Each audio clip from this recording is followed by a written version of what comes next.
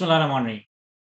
Sir, आज की discussion में हमने computation of tax liability of a company से पर्टेनिंग एक आईकेएप के पास पेपर का क्वेश्चन कवर करना है।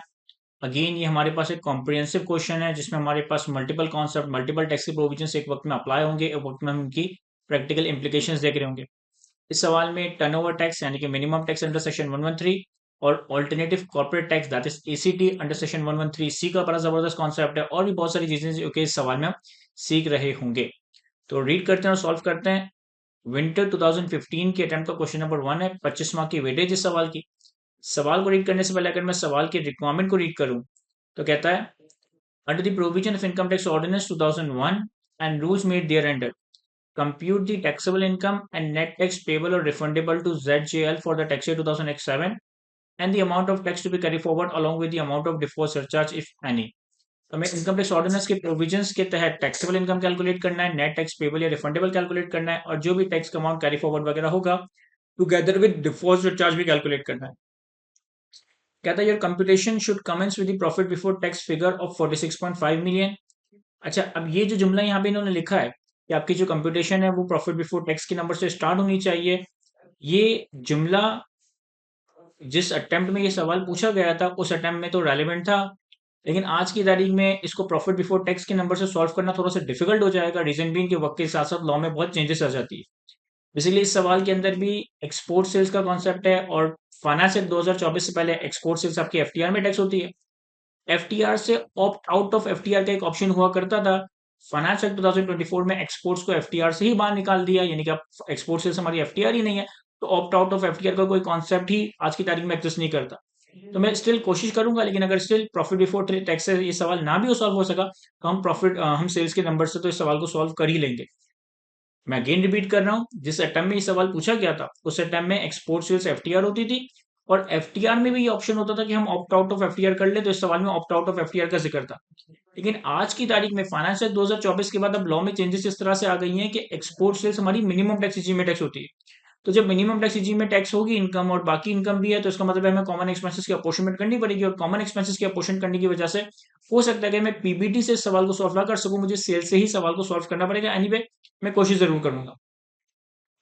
कहता है ignore WWF and WPPF, show all relevant exemption exclusions in disallowances and ignore the SME option available to the company under section 100E of the income tax ordinance 2001। देखिए, WWF डब्ल्यूपीपीएफ को ignore करने के लिए कहा है, मिनिमम टैक्स यानी कि turnover tax और ऑल्टरनेटिव कॉर्पोरेट टैक्स को इग्नोर करने के लिए नहीं कहा। तो इस सवाल में हम मिनिमम टैक्स टर्नओवर टैक्स भी कैलकुलेट करेंगे, ऑल्टरनेटिव कॉर्पोरेट टैक्स भी कैलकुलेट करेंगे और फिर यहाँ पे हमें डिफॉल्ट चार्ज कैलकुलेट करने के लिए कहा है, तो डिफॉल्ट चार्ज भी कैलकुलेट करेंगे। जो भी एग्जामेशन एक्सक्लूजन वगैरह है वो भी हमें दिखानी है। और मैन्युफैक्चरिंग कंपनी के लिए एक रिड्यूस टैक्सेशन है, मैन्युफैक्चरिंग कंपनी के लिए एक रिड्यूस टैक्सेशन है, एसएमई की टैक्सेशन है, जो कि हम लेटर स्टेज में अपने करिकुलम में अपने कोर्स में कवर करेंगे। लेकिन इस सवाल में इन्होंने कहा कि आप एसएमई की टैक्सेशन का ऑप्शन इग्नोर कर दें, एक नॉर्मल कंपनी के तौर पर इसे टैक्सेबल बना रहे होंगे। अब रीड करते हैं और सॉल्व करते हैं सवाल को।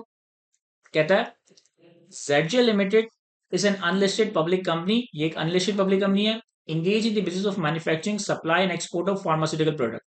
एक अनलिस्टेड पब्लिक कंपनी है जो कि manufacturing, supply and export of pharmaceutical product में इंगेज्ड है।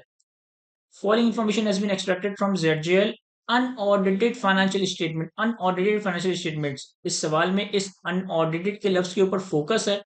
फोकस इस वजह से कि जब आप सवाल रीड करोगे तो आप देखोगे कि पीएनएल जो हमें अकाउंटिंग के परस्पेक्टिव से बना के दिया है, टैक्स के परस्पेक्टिव से तो हम इनकम कैलकुलेट करेंगे, लेकिन जो अकाउंटिंग के परस्पेक्टिव से पीएनएल बना कर दिया है ये भी अनऑडिटेड है।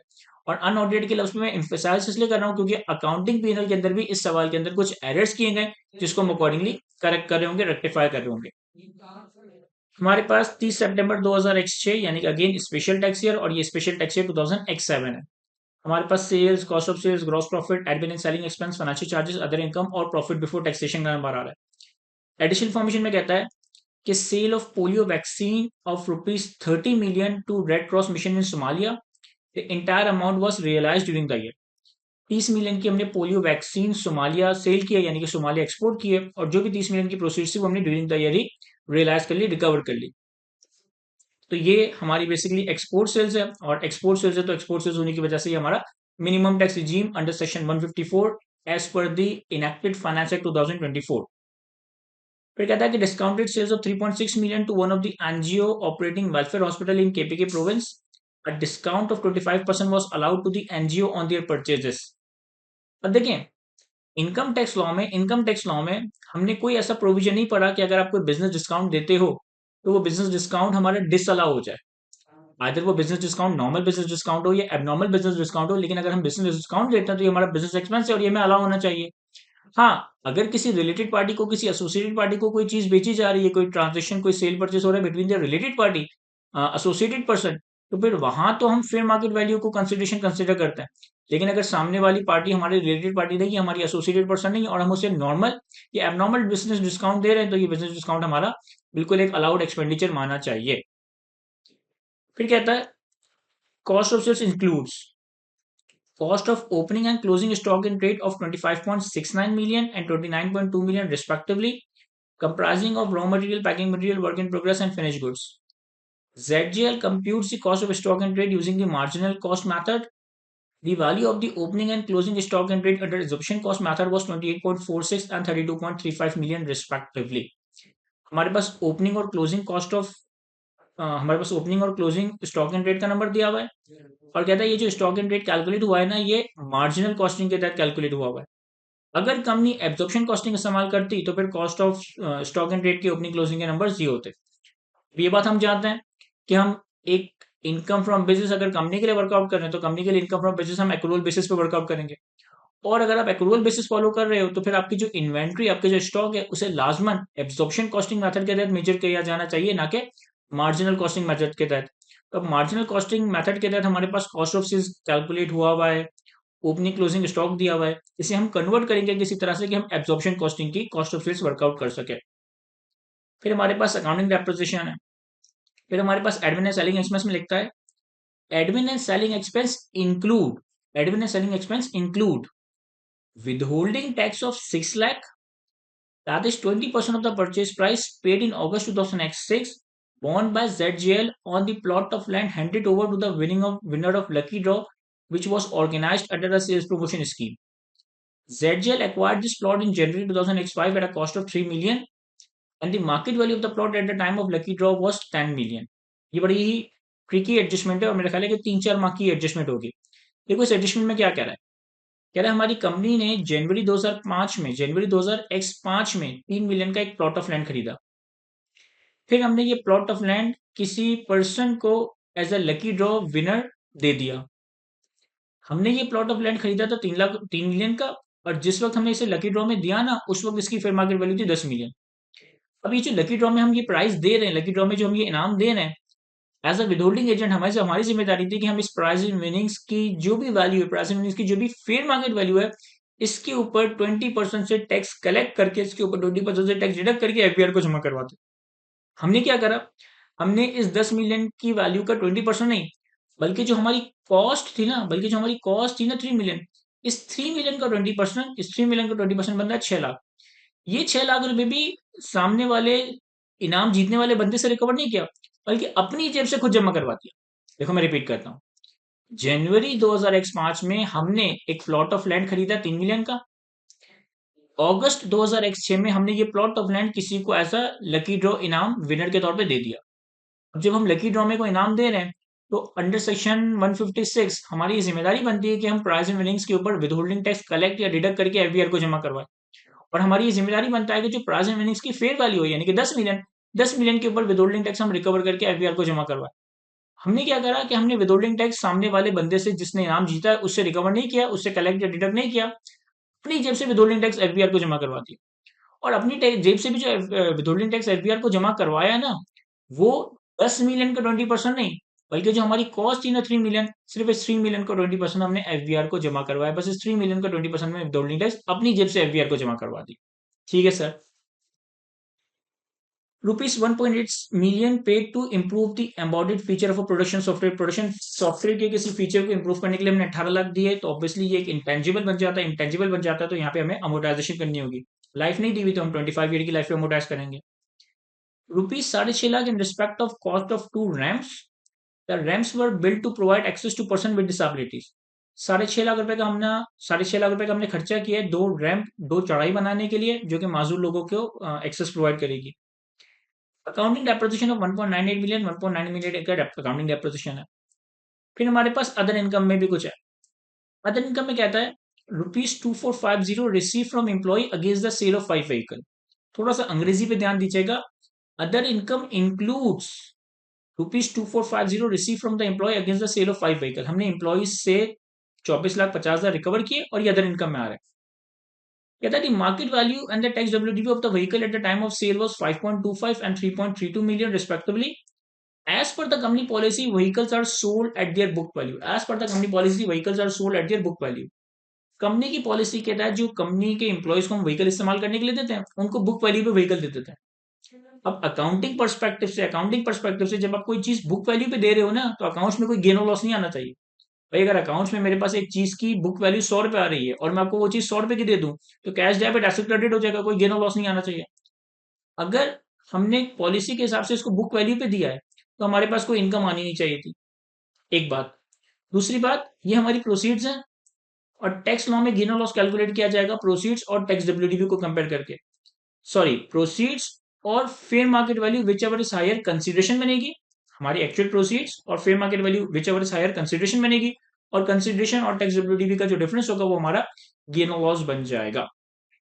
खैर, net profit of 20 million receive from जेडजेल एसोसिएट। ये एक एसोसिएट है, यानी कि हमने किसी कंपनी की इतनी शेयर होल्डिंग एक्वायर की हुई है कि हमारा सिग्निफिकेंट इन्फ्लुएंस है। ये एओपी नहीं है।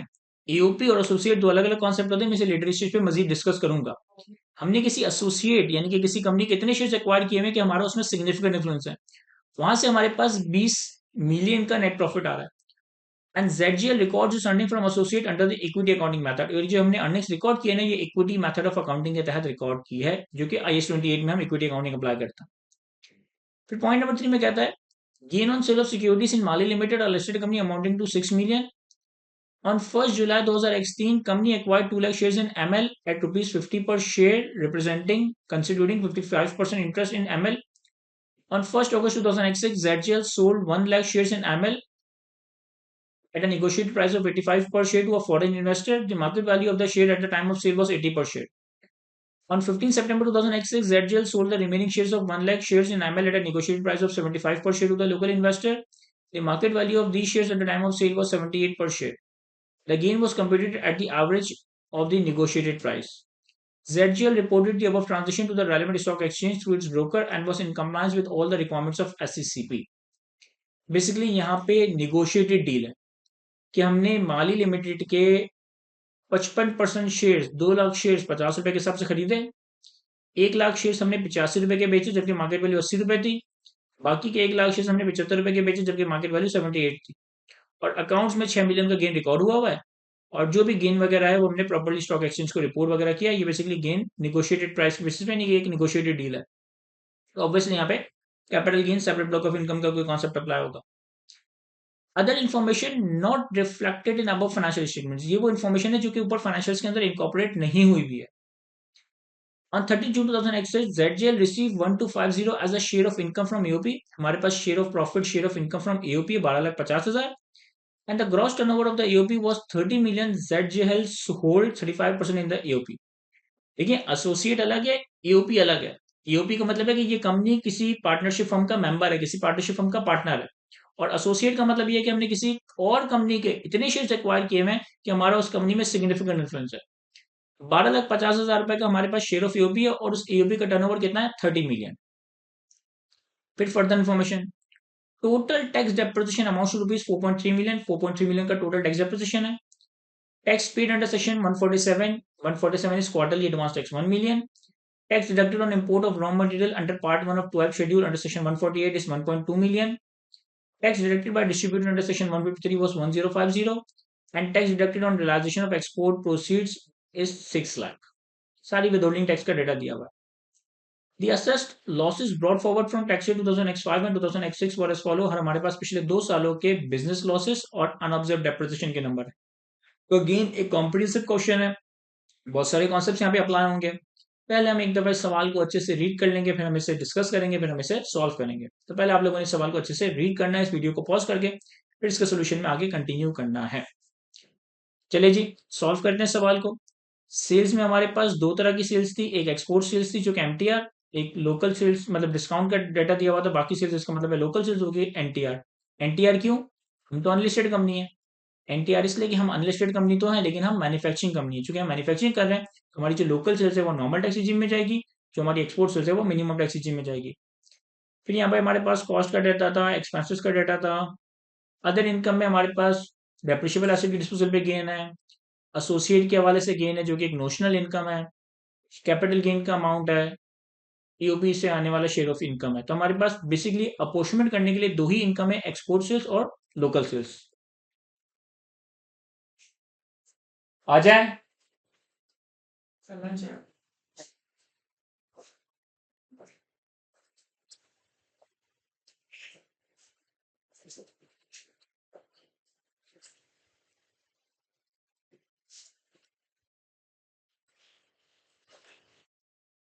तो एक हमारे पास एक्सपोर्ट सेल्स, एक हमारे पास लोकल सेल्स, और एक हम कॉलम बना लेते हैं टोटल का।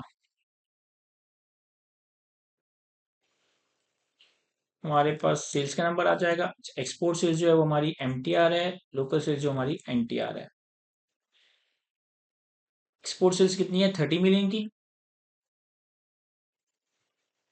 और लोकल सेल्स कितनी है? टोटल हमारी सेल्स है 218.5 मिलियन। तो हमारी लोकल सेल्स होगी 218.5 मिलियन माइनस एक्सपोर्ट सेल्स, तो ये आ गया 188.5। अब इसके बाद हमारे पास सेल्स में इन्होंने पहले तो बता दिया था कि 30 मिलियन की एक्सपोर्ट सेल्स थी, मैंने इसे यहाँ पे बाफिकेट कर दी। फिर उन्होंने कहा कि हमने discounted sales of 3.6 million to one of the NGO operating in welfare in KPK province, a discount of 25% was allowed to NGO. तो मैं मेंशन जरूर कर देता हूँ, discount on sales to NGO, ये एक बिजनेस एक्सपेंस है और ये हमें बिल्कुल अलाउ होगा, तो इसकी कोई एडजस्टमेंट करने की जरूरत नहीं है, क्योंकि हमने टैक्स लॉ में ये कहीं नहीं पढ़ा कि हम अगर कस्टमर को डिस्काउंट दे रहे हैं या किसी भी पार्टी को डिस्काउंट दे रहे हैं तो हमें अलाउ ना हो। हाँ, रिलेटेड पार्टी ट्रांजेक्शन होती तो फिर इसे अंडू कर देते, क्योंकि रिलेटेड पार्टी ट्रांजेक्शन एसोसिएट की ट्रांजेक्शन में हम कंसिडरेशन फेयर मार्केट वैल्यू ले लेते हैं। फिर इसके बाद हमारे पास कॉस्ट ऑफ सेल्स में इन्होंने अच्छी खासी इन्फॉर्मेशन दी है, तो कॉस्ट ऑफ सेल्स के लिए हमें कुछ वर्किंग करनी पड़ेगी। यहाँ देखिएगा, हमारे पास सवाल में कॉस्ट ऑफ सेल्स दिया हुआ है 157,580।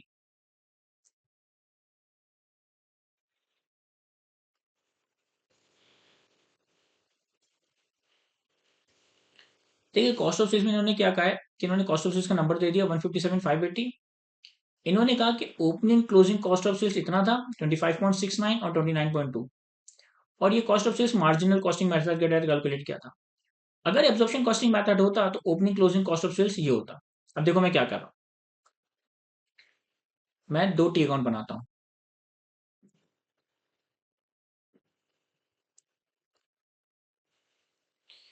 एक हम इन्वेंट्री का टी अकाउंट बनाते हैं यूजिंग मार्जिनल कॉस्ट मेथड, और हम एक और इन्वेंट्री का टी अकाउंट बनाते हैं absorption cost method. Marginal costing method के तहत हमारी ओपनिंग और क्लोजिंग इन्वेंट्री हम प्लॉट करेंगे। एब्जॉर्प्शन कॉस्टिंग मेथड के तहत हम अपनी ओपनिंग और क्लोजिंग इन्वेंट्री प्लॉट करेंगे।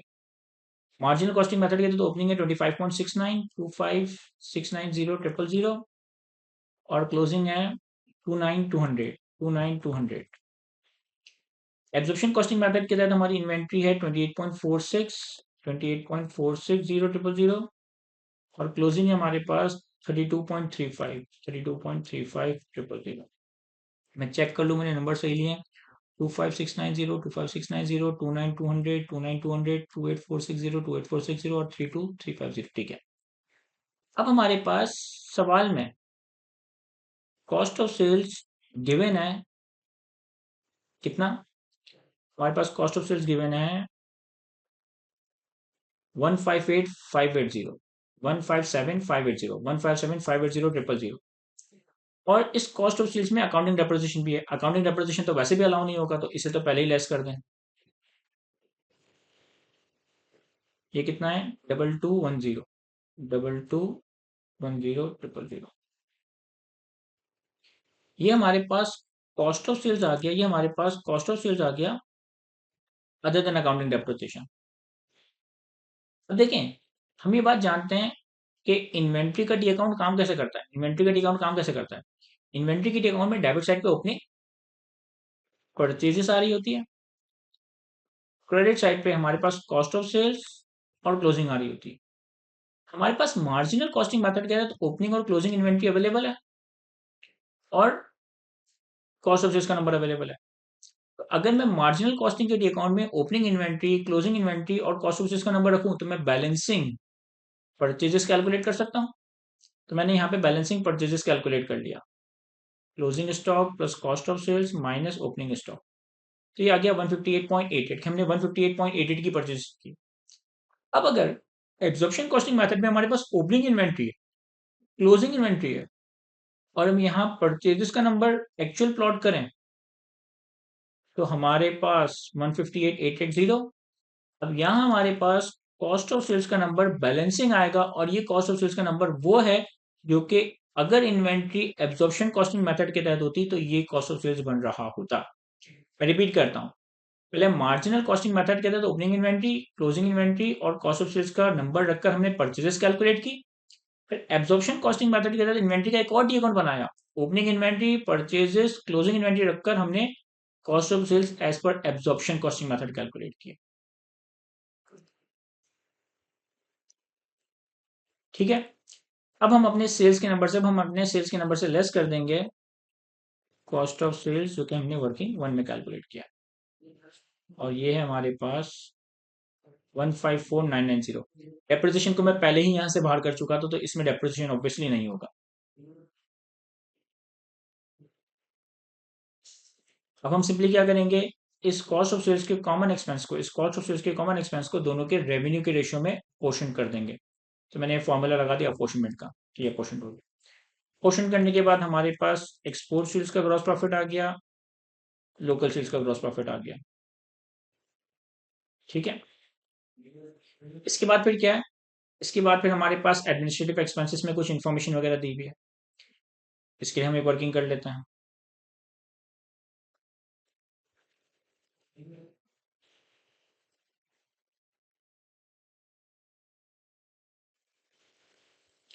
एडमिनिस्ट्रेटिव एक्सपेंस हमारे पास गिवन कितने, एडमिनिस्ट्रेटिव एक्सपेंस हमारे पास गिवन है 39 मिलियन। अब यहाँ चीजें हैं जो कि हमें ध्यान से सुननी है, ध्यान से देखनी है। एडमिनिस्ट्रेटिव एंड सेलिंग एक्सपेंस में कहता है कि विदहोल्डिंग टैक्स ऑफ 6 लाख। पहले तो इस एडमिनिस्ट्रेटिव एंड सेलिंग एक्सपेंस में 6 लाख रुपए का विदहोल्डिंग टैक्स है, तो मैं विदहोल्डिंग टैक्स हटा दूंगा, विदहोल्डिंग टैक्स हटा दूंगा। क्यों? Not an expense of company, ये कंपनी का एक्सपेंस थोड़ी है, ये रिकवरेबल होना चाहिए, ये रिकवरेबल होना चाहिए फ्रॉम जो भी प्राइस विनर है। हमने ये बात विदहोल्डिंग से प्रोविजंस में कवर की है कि एज ए विदहोल्डिंग एजेंट हमारी जिम्मेदारी है कि हम सामने वाले बंदे से विदहोल्डिंग टैक्स रिकवर करें, और अगर उससे विदहोल्डिंग टैक्स रिकवर नहीं किया, हमको पे करना पड़ जाता है या कुछ भी, तो फिर हम उससे रिकवर कर सकते हैं। तो ये हमारा तो एक्सपेंस ही नहीं है, तो हमने सामने वाले से रिकवर किया था, तो मैंने लिख दिया not an expense of company, recoverable from price winner. अच्छा, एक चीज तो ये हो गई कि विदहोल्डिंग टैक्स हमारा एक्सपेंस नहीं था, ये हमने रिकवर करना है। दूसरी चीज ये कि हम फार्मास्यूटिकल मैन्युफैक्चरर है, हम फार्मास्यूटिकल प्रोडक्ट के मैन्युफैक्चरर है। अगर मैं थोड़ा सा इनकम फ्रॉम बिजनेस के प्रोविजंस को आपका रिकैप करवाऊं, तो इनकम फ्रॉम बिजनेस के प्रोविजन में हमने डिडक्शन नॉट अलाउड का एक सेक्शन कवर किया था, सेक्शन 21, बहुत ही इंपॉर्टेंट सेक्शन। इसमें फार्मास्यूटिकल के परस्पेक्टिव से फार्म एक सेल्स प्रमोशन एक्सपेंस पे एक लिमिट कवर की थी, आपको याद होगा।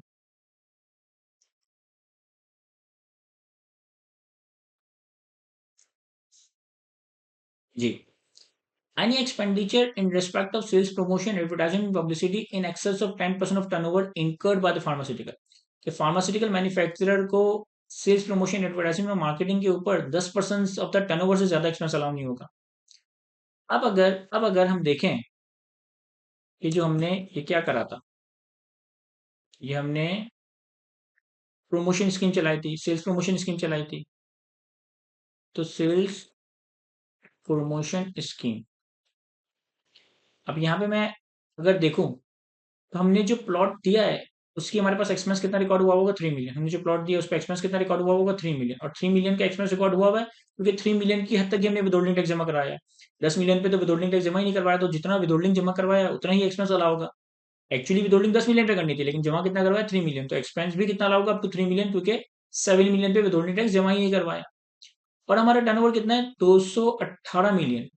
तो 218 मिलियन का अगर आप 10% करोगे तो 21.8 मिलियन या 22 मिलियन के करीब बनेगा। और हमने एक्सपेंस कितना क्लेम किया हुआ सिर्फ 3 मिलियन। तो ये लेस देन, या आगे लिख देता हूं allow mean less than 10% of turnover. क्योंकि हमने 3 मिलियन का एक्सपेंस क्लेम किया हुआ है और 10% ऑफ द टर्नओवर कोई 21-22 मिलियन बन रहा है, तो हमारा एक्सपेंस सारा का सारा अलाउ हो जाएगा। एक्सपेंस सॉरी, सारा का सारा नहीं, 3 मिलियन तक अलाउ हो जाएगा, क्योंकि already 10 million of the 10% of the turnover से कम है। जब यहाँ पे एक और चीज भी है, हमारे पास एक लाइन थी, हमने प्राइस एंड विनिंग्स में डिस्ट्रीब्यूट कर दी, हमने प्राइस एंड विनिंग्स में डिस्ट्रीब्यूट कर दी, तो हमने अपने बिजनेस में as a marketing expense claim कर लिया। लेकिन हमने डिस्पोजल की डेफिनेशन कवर की थी, मेरा ख्याल है कि सेक्शन 77 ऑफ द ऑर्डिनेंस या सेक्शन 76 ऑफ द ऑर्डिनेंस। और डिस्पोजल की डेफिनेशन में हमने पढ़ा था कि अगर मैं कोई एसेट सेल करूं, एक्सचेंज करूं, ट्रांसफर करूं, डिस्ट्रीब्यूट करूं, इनहेरिटेंस में दूं, डिस्ट्रॉय कर दूं, ये सारी सिनेरियोज डिस्पोजल कंसिडर किए जाते हैं।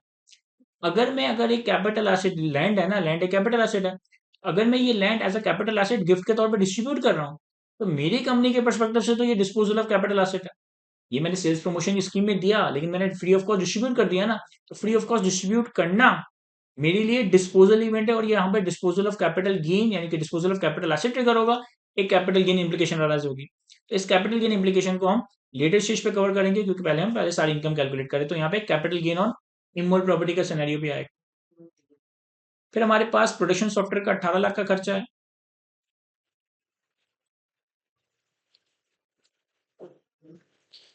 इसे मैं अमोटाइज करूंगा तो to be amortised over 25 years. ये कितना है 18 लाख। तो इसे मैं यहाँ से हटा रहा हूँ, क्योंकि हम इसे 25 साल पे अमोटाइज करेंगे। फिर हमारे पास 6.5 लाख रुपए के दो रैम्स हैं। सर रैम के केस में इंपॉर्टेंट बात यह है कि हमने इनकम फ्रॉम बिजनेस में डेप्रिसिएशन के रेट्स में ये बात कवर की है कि अगर रैम की कॉस्ट 2.5 लाख से कम हो, अगर रैम की कॉस्ट 2.5 लाख से कम हो, तो डेप्रिसिएशन का रेट 100% होता है। मैं ना आपको बताया था कि अगर रैम की कॉस्ट 2.5 लाख से बढ़ जाए, अगर रैम की कॉस्ट 2.5 लाख से बढ़ जाए, तो फिर आप 100% डेप्रिसिएशन क्लेम नहीं करोगे, इसे नॉर्मल बिल्डिंग कंसिडर करोगे और बिल्डिंग के रेट के हिसाब से डेप्रिसिएशन करोगे। यहाँ पे मेरे और आईकेप की व्यू में एक कॉन्फ्लिक्ट है। यहाँ पे मेरे और आईकेप के व्यू में एक कॉन्फ्लिक्ट है, मैं आपको समझाता हूँ क्या। डेप्रिसिएशन के रेट्स में लिखा है कि अगर रैम की कॉस्ट 2.5 लाख से कम हो तो 100% डेप्रिसिएशन, और अगर रैम की कॉस्ट 2.5 लाख से बढ़ जाए तो मेरा व्यू ये है कि फिर ये नॉर्मल बिल्डिंग कंसिडर किया जाएगा और फिर हम इसे बिल्डिंग के रेट से 10% से डेप्रिशिएट करेंगे। आईकेप का एग्जामिनर ये करता है कि अगर रैम की कॉस्ट 2.5 लाख से ज्यादा हो ना, तो वो उसे 2.5 लाख तक रिस्ट्रिक्ट करके 100% डेप्रिशिएट कर देता है। आईकेप का एग्जामिनर क्या करता है कि अगर रैम की कॉस्ट 2.5 लाख से ज्यादा होना, तो वो उसे 2.5 लाख पे रिस्ट्रिक्ट करके 100% डेप्रिशिएट कर देता है, जो कि मेरे हिसाब से सही नहीं है। भाई अगर रैम की कॉस्ट 2.5 लाख तक है तो 100% डेप्रिसिएशन करे, लेकिन अगर रैम की कॉस्ट 2.5 लाख से बढ़ जाए तो फिर वो रैम वाली कैटेगरी से निकलकर नॉर्मल बिल्डिंग वाली कैटेगरी में चला जाना चाहिए। एनीवे जो भी हम व्यू लें, हम यहाँ पे रैम को एज एक्सपेंस तो क्लेम नहीं कर सकते, हम इसको डेप्रिशिएट करेंगे। तो हमारे पास cost of two rams 6.5 lakh, इसके आगे मैं लिख देता हूँ टू बी डेप्रिशिएटेड, इसको हम डेप्रिशिएट करेंगे। फिर हमारे पास अकाउंटिंग डेप्रिसिएशन है 19,80,000। अकाउंटिंग डेप्रिसिएशन तो ऑब्वियसली हमें अलाउ नहीं होगा।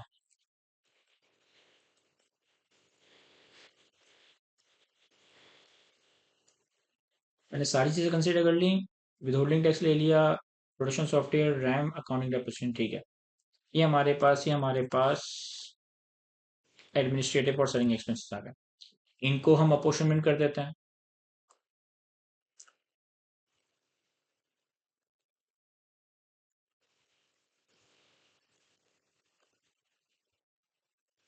हमारे पास एडमिन एंड सेलिंग एक्सपेंसेस थे 33.97 मिलियन,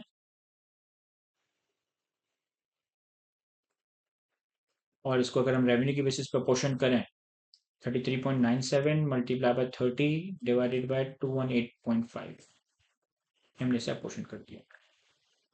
फिर इसके बाद ये अदर इनकम है, लेकिन अगर हम ऊपर टेबल में देखें तो एडमिन के बाद फाइनेंशियल चार्जेस भी है। फाइनेंशियल चार्जेस से पर्टेनिंग आई गेस की कोई इन्फॉर्मेशन नहीं थी।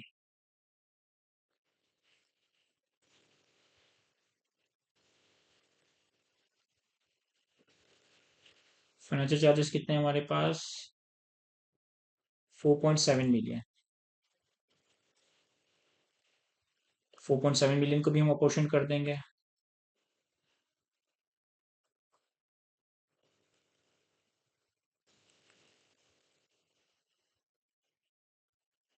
तो हमने फाइनेंशियल चार्जेस को अपोर्शन कर दिया। इसके बाद हमारे पास पीएनएल में अदर इनकम आ रहा है 29.28 मिलियन, और इससे पर्टेनिंग बहुत सारी बातें लिखी हुई हैं। आते हैं इस पे।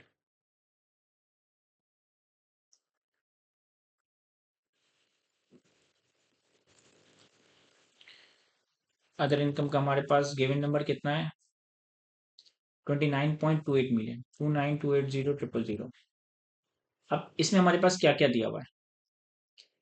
पहले तो कहता है other income includes 2450 receive from the sale from the employees against the vehicle. तो ये तो एक अकाउंटिंग एरर है, ये तो एक अकाउंटिंग एरर है। तो cell proceed on off vehicle, ये एक अकाउंटिंग एरर है, क्योंकि अगर आपने कोई चीज बुक वैल्यू पे बेची है, अगर आपने कोई चीज बुक वैल्यू पे बेची है तो फिर आपको कोई फायदा तो हुआ नहीं ना। तो सेल प्रोसीड कितनी है? 2450। 2450 में पहले हटा देते। अब इस पर टैक्स गेन और लॉस कैलकुलेट करूंगा, लेकिन पहले मैं अकाउंटिंग इनकम को थोड़ा सॉर्ट आउट कर लूं। मैंने सेल्स प्रोसीड हटा दी। फिर नेट प्रॉफिट ऑफ 20 मिलियन है हमारे पास, जेडजीएल एसोसिएट से। तो हमारे पास इनकम फ्रॉम एसोसिएट कितना था? 20 मिलियन। ये हमारी नोशनल इनकम है, क्योंकि अगर आपने किसी कंपनी के शेयर्स खरीदे हुए हैं, अगर आपने किसी कंपनी के शेयर्स खरीदे हुए हैं, तो अकाउंटिंग में हमारा कंट्रोल और सिग्निफिकेंट इन्फ्लुएंस का कॉन्सेप्ट होता है। टैक्स लॉ में तो क्या होता है? टैक्स लॉ में जो हमें शेयर्स के ऊपर डिविडेंड मिलता है या कैपिटल गेन आता है डिस्पोजल के बाद, वो टैक्स होता है। सेल्स टैक्स लॉस में अगर आपने किसी कंपनी के शेयर्स लिए हैं तो उसके ऊपर आने वाली डिविडेंड इनकम आपकी इनकम है, और डिस्पोजल पे आने वाला कैपिटल गेन आपका इनकम है। ये तो अकाउंटिंग में हम कंट्रोल और सिग्निफिकेंट इन्फ्लुएंस और कंसोलिडेशन और इक्विटी अकाउंटिंग करते हैं, तो ये एक नोशनल इनकम। और फिर हमारे पास पॉइंट नंबर 3 में एक आता कि gain on sale of securities in Mali limited लेस्टर करनी अमाउंटिंग टू 6 मिलियन। देखो अदर इनकम में 2450 शामिल है, अदर इनकम में 20 मिलियन शामिल है, और अकाउंटिंग अदर इनकम के अंदर 6 मिलियन शामिल है। तो हमारे पास gain on sale of share 6 million. ये तीन इंफॉर्मेशन है अदर इनकम के हवाले से। बाकी बैलेंसिंग अदर इनकम कितनी है? बाकी बैलेंसिंग अदर इनकम है हमारे पास 8,30,000। 29280, 29280, 2450, 2450, 20 मिलियन और 6 मिलियन। ठीक है, ये हमारे पास अनस्पेसिफाइड है। अब ये नोशनल इनकम है, ये gain on sale of securities है, इसे हम कैपिटल गेन में लेकर जाएंगे। ये जो व्हीकल हमने बेची है, जो व्हीकल हमने बेची है, इस पे हम टैक्स गेन और loss on disposal of vehicle calculate करते हैं। कैसे? Consideration that is higher of two things, fair market value और एक्चुअल प्रोसीड्स। देखें, इन्होंने बताया था इन्होंने बताया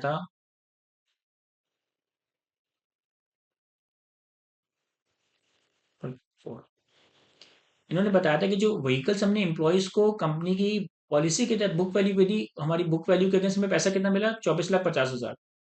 as per the company policy the vehicles are sold at their book value, और हमें मिले कितने? 24,50,000। तो यानी कि उसकी बुक वैल्यू 24,50,000 थी। तो एक्चुअल प्रोसीड कितनी आ गई? 24,50,000। और फेयर मार्केट वैल्यू कितनी है? The market value and the tax W D is 5250। तो मार्केट वैल्यू आ जाएगी 5250। तो इन दोनों का हायर हमारी कंसिडरेशन बन गई, या इसको यहाँ लिख देता है। सही है। और इससे हम लेस करेंगे tax W D B. Tax W D B कितनी है? टैक्स डब्ल्यू डी बी है 3320, 3320,000। अब ये हमारे पास टैक्स गेन और लॉस आ गया, बेसिकली टैक्स गेन और डिस्पोजल आ गया।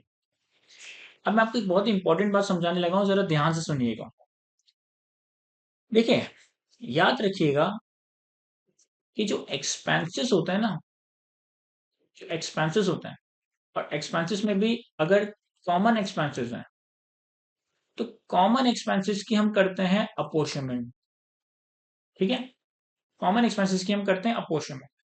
लेकिन अगर हमारे पास अदर इनकम हो, कोई भी इनकम हो जिसके बारे में कुछ ना बताया हो। तो इनकम की कोई अपॉर्चुमेंट का कॉन्सेप्ट नहीं है, इनकम की कोई अपॉर्चुमेंट का कॉन्सेप्ट नहीं है। मैं बताने ही चाह रहा हूँ कि अगर तुम्हारे पास सिनेरियो में कोई एक्सपेंस दिया हुआ और वो कॉमन इन नेचर है तो तुम उसकी अपॉर्चमेंट कर दोगे जो भी तुम्हारे पास रेलिवेंट क्लास ऑफ इनकम है। लेकिन अगर कोई अदर इनकम है, जैसे कि यहाँ पे हमारे पास अदर इनकम आ रही है 8,30,000, तो इनकम के अपॉर्चमेंट का कोई कॉन्सेप्ट नहीं है, इनकम को कोई अपोर्शन नहीं किया जाता, कॉमन एक्सपेंसेस को अपोर्शन किया जाता है, एक चीज। दूसरी चीज ये है कि हमने डेप्रिसिएशन का सेक्शन कवर किया था। डेप्रिसिएशन का सेक्शन था मेरे ख्याल है सेक्शन 22। डेप्रिसिएशन के सेक्शन में ये था कि जो भी आपके डेप्रिशिएबल एसेट है उसके अगेंस्ट आपको एक डेप्रिसिएशन एक्सपेंस अलाउ होगा। फिर जब आप डेप्रिशिएबल एसेट को डिस्पोज ऑफ करोगे, तो हमारे पास टैक्स लॉस ऑन डिस्पोजल आ सकता है और टैक्स गेन ऑन डिस्पोजल आ सकता है। ये तीनों बातें हमने सेक्शन 22 में कवर की थी। तो बताना ही चाह रहा हूं कि अगर डेप्रिशिएबल एसेट के ऊपर डेप्रिसिएशन आता है तो ये डेप्रिसिएशन एक एक्सपेंस है। अगर डेप्रिशिएबल एसेट पे लॉस आता है तो ये भी एक एक्सपेंस है। और अगर डेप्रिशिएबल एसेट के ऊपर गेन आ जाता है तो टैक्स लॉ में इसे हम इनकम नहीं समझेंगे, टैक्स लॉ में हम इसे नेगेटिव एक्सपेंस का नाम देंगे। सर ये क्या कह रहे हैं आप? मैं आपसे ये कह रहा हूं कि अगर आपके पास एक्सपेंस है ना, तो आप उस एक्सपेंस को देखते हो कि अगर वो कॉमन एक्सपेंस है तो उसे अपोर्शन कर देंगे।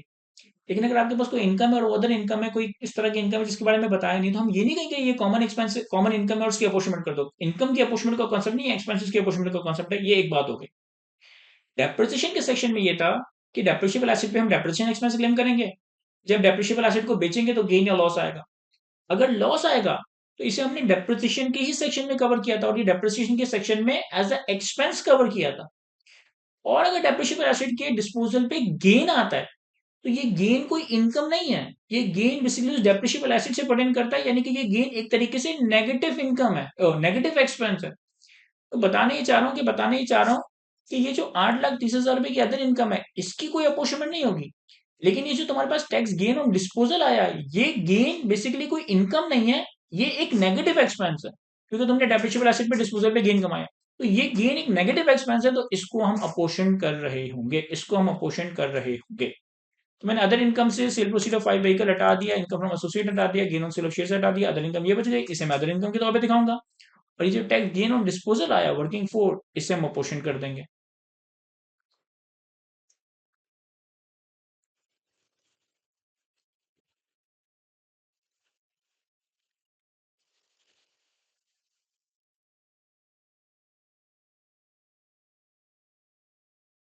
19,30,000। तो इसे आप ये मत समझिएगा कि मैं एक्सपेंस को अपोर्शन कर रहा हूं, मैं एक्सपेंस को अपोर्शन नहीं कर रहा, मैं नेगेटिव, सॉरी आप ये मत समझिएगा कि मैं इनकम को अपोर्शन कर रहा हूं, मैं इनकम को हर किस अपोर्शन नहीं कर रहा, बल्कि मैं नेगेटिव एक्सपेंस को अपोर्शन कर रहा हूं, जो कि यहाँ पे पॉजिटिव इनकम की तौर पे हमें नजर आ रहा है। फिर इसके बाद हमारे पास अदर इनकम में शेयर ऑफ यूपी था, फिर टोटल टैक्स एप्रिसिएशन था, विदहोल्डिंग टैक्सेस थे, ब्रॉड फॉरवर्ड लॉसेस वगैरह थे। तो हमारे पास यहाँ तक income before tax depreciation, amortisation and losses आ गई।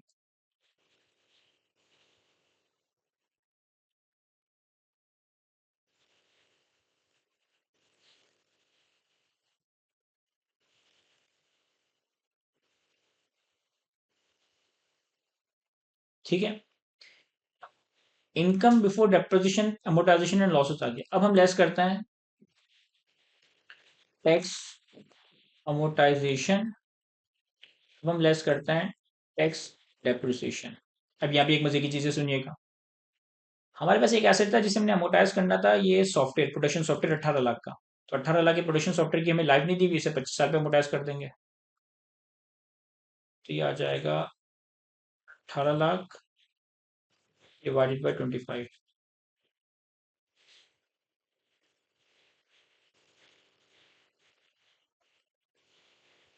और इस 72,000 की टैक्स अमोर्टाइजेशन को भी हम रेवेन्यू की बेसिस पे अपोर्शन कर देंगे। फिर हमारे पास टैक्स डेप्रिसिएशन का नंबर सवाल में गिवन था, 4.3 मिलियन। अब यहाँ एक बात सुनिएगा, टैक्स डेप्रिसिएशन के नंबर में लिखा हुआ है total tax depreciation amount rupees 4.3 million, 4.3 million का टोटल टैक्स डेप्रिसिएशन है। और हमने एडमिन एक्सपेंस में रैम की कॉस्ट को हटाया था। एडमिन एक्सपेंस में रैम की कॉस्ट कितनी थी? 6.5 लाख, क्योंकि हमने इसको डेप्रिशिएट करना था। तो यहाँ पे रैम के हवाले से मैंने आपको बताया कि मेरे और आईकेप के एग्जामिनर का व्यू डिफरेंट है। मैं ये समझता हूँ कि अगर रैम की कॉस्ट 2.5 लाख से बढ़ जाए तो फिर उसे 100% पे डेप्रिशिएट नहीं करना चाहिए, बल्कि बिल्डिंग के रेट पे डेप्रिशिएट करना चाहिए। आईकेप एग्जामिनर क्या करता है कि आईकेप एग्जामिनर अगर रैम की कॉस्ट 2.5 लाख से बढ़ जाए तो उसे 2.5 लाख पे रिस्ट्रिक्ट करके 100% डेप्रिशिएट कर देता है, एक्सेस कॉस्ट को डिसअलाउ कर देता है।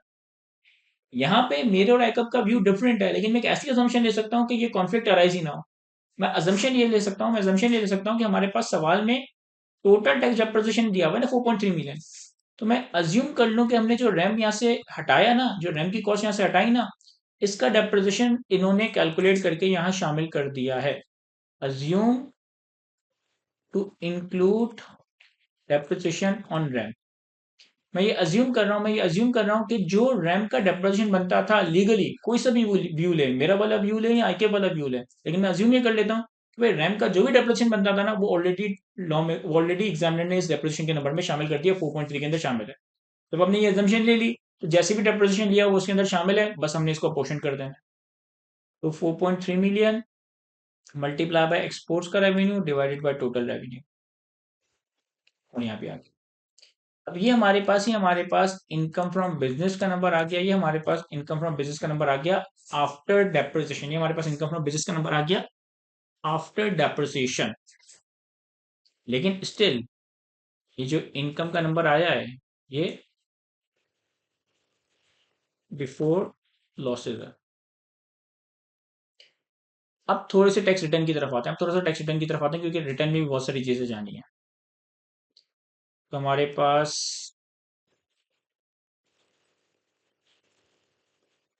इनकम फ्रॉम बिजनेस, में करंट ईयर की हमारे पास एक्सपोर्ट सेल से आने वाली इनकम है, करंट ईयर की हमारे पास लोकल सेल से आने वाली इनकम है। एक्सपोर्ट सेल से नेट इनकम आ रही है हमारे पास 3.3 मिलियन के करीब, और लोकल सेल से हमारे पास इनकम आ रही है 19.322 मिलियन के करीब। सही है। फिर हमारे पास कुछ और इनकम्स भी थी। एक हमारे पास ये अदर इनकम थी, इसे भी यहीं डाल देंगे। अदर इनकम वर्किंग 3, ये कितनी है हमारे पास? मैं ये एक चीज देख लो कि मैंने कुछ मिस तो नहीं कर दिया। यहाँ सब कुछ ले चुका हूँ, यहाँ सब कुछ देख चुका हूँ। अदर इनकम में भी बाकी चीजें आ गई, गेन आ गया, ठीक है। तो ये हमारे पास एक्सपोर्ट सेल्स की नेट इनकम, लोकल सेल्स की नेट इनकम और अदर इनकम आ गई। ये हमारे पास income from business before losses है। ये हमारे पास income from business before losses है। अब हम क्या करेंगे, सबसे पहले लेस करेंगे brought forward business losses. Brought forward business losses, हमारे पास सवाल में ब्रॉड फॉरवर्ड बिजनेस लॉसेस का डाटा दिया हुआ है। 2005 के 3.55 मिलियन, 2006 के 2.9 मिलियन। ये आ जाएगा 3,550,000 plus 3,550,000 plus 2.99 million, sorry 2.9 million. एक मिनट देख लो, मैंने नंबर से ही कॉपी किया है। 3,550,000 और 2.9 मिलियन, 2.9 मिलियन, ठीक है। तो ये आ गया 3,550,000 और 2,900,000, 6450। अब करंट ईयर की बिजनेस इनकम से बिजनेस लॉस माइनस करने के बाद, करंट ईयर की बिजनेस इनकम से बिजनेस लॉस माइनस करने के बाद जो हमारे पास नंबर आता है, इसे हम नाम देते हैं बैलेंस इनकम का। इसे हम नाम देते हैं बैलेंस इनकम का। फिर बैलेंस इनकम से हम लेस करते हैं broad forward tax depreciation and amortisation, जिसे हम अनएब्जॉर्ब डेप्रिसिएशन भी कह सकते हैं। लेकिन यहाँ पे एक लिमिट होती है। लिमिट क्या होती है? लिमिट ये होती है लोअर ऑफ, यही लिख देता हूं, lower of 50% of balance income और actual brought forward tax depreciation and amortisation. हम बैलेंस इनकम से brought forward depreciation amortisation minus करते हैं, लेकिन lower of 50% of balance income और actual brought forward depreciation amortisation. अब actual brought forward depreciation amortisation कितना है हमारे पास? वो है 2.55 मिलियन, 2555000। और 50% ऑफ बैलेंस इनकम कितना है? 16.778 का 50%। तो इन दोनों का जो लोअर है वो हम क्लेम कर सकते हैं। इन दोनों का लोअर आ गया एक्चुअल ब्रॉड फॉरवर्ड डेप्रिसिएशन। याद रखिएगा, अगर आपकी बैलेंस इनकम 10 मिलियन से कम हो, अगर आपकी बैलेंस इनकम 10 मिलियन से कम हो, तो फिर ये लिमिट अप्लाई नहीं होती। जो भी ब्रॉड फॉरवर्ड डेप्रिसिएशन अमोर्टाइजेशन है हम पूरा क्लेम कर सकते हैं। अगर आपकी बैलेंस इनकम 10 मिलियन से कम हो तो फिर ये लिमिट अप्लाई नहीं होती, सारा का सारा broad forward depreciation amortisation claim हो जाता है। और अगर आपकी बैलेंस इनकम 10 मिलियन से ज्यादा हो तो फिर हम लिमिट अप्लाई करते हैं, lower of 50% of balance income और actual brought forward depreciation amortisation. ये हमारे पास फाइनली इनकम फ्रॉम बिजनेस का नंबर आ गया। ये हमारे पास फाइनली इनकम फ्रॉम बिजनेस का नंबर आ गया। लॉसेस वॉसेस सब एडजस्ट हो गए, लेकिन अभी इनकम की कैलकुलेशन कंप्लीट नहीं हुई। इसके बाद फिर हमारे पास है कैपिटल गेन। अब कैपिटल गेन दो चीजों पे है। Number one, capital gain on immovable property, and number two, capital gain on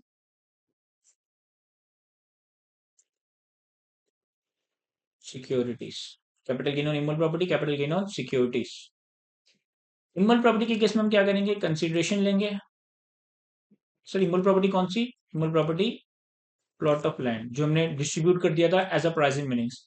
तो कंसिडरेशन आ जाएगा हमारे पास higher of two things, actual consideration और फेयर मार्केट वैल्यू।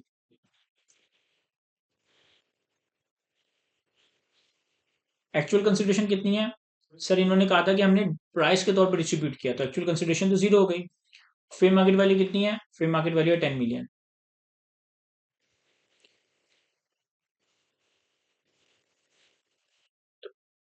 इन दोनों का ले लेंगे हम हायर।